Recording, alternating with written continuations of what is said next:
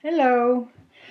I had some thoughts about the darkness and the light after the eclipse and after watching the eclipse in several places over the United States. So I got to get into the dark and back into the light and back into the dark and back into the light. So it was quite an experience.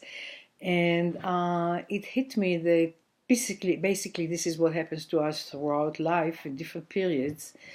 And ultimately, we are now in a period that, from many points of view, could be seen as a dark period.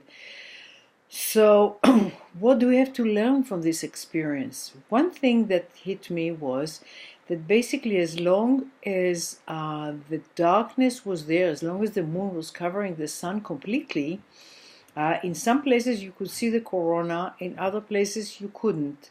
So in some places during the dark you could still see the light and know that it's going to come back, and in other places you didn't. It wasn't possible.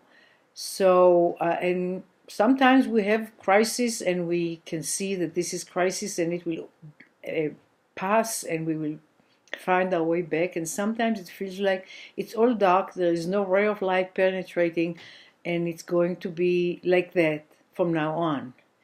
So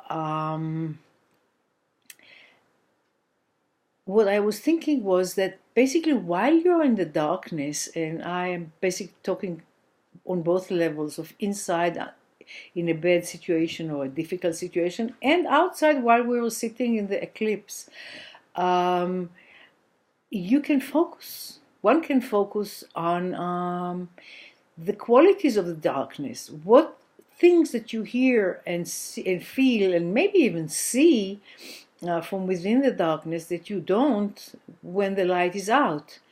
And in dark nights of the soul that we are using this term, there are many things that are cooking in that darkness and in maybe even despair that we are not aware of.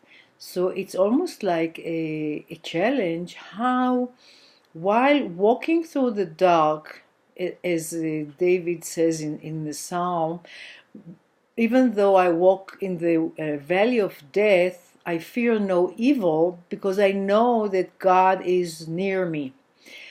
Can we maintain this consciousness of the light even when it's completely concealed, when we don't have any sign of it, and the only thing that we have from it is this belief inside of us, if we have that belief, that there is the light ultimately, and it does envelop everything. And just like the eclipse, 2.5 minutes later, the sun started penetrating. So in life, it's not 2.5 minutes. In life, it can be 2.5 years. But how do we manage to maintain the consciousness that the light is there, because the all infinity of light is always there even when we totally don't see it? So we need to sort of imprint it on our soul so we can reconnect to it in those times when everything is darkness, and seeing the dark passing by just like the moon was passing by the sun. That's the challenge. How do we maintain the consciousness of the light when we are surrounded by darkness? And how we take advantage of this opportunity to learn what the darkness can teach us. So these were my thoughts during the eclipse and about the eclipse, and I hope that they will be of use to some of you. May you have a beautiful time with the light and an ability to penetrate the darkness, remembering the light. Have a good day.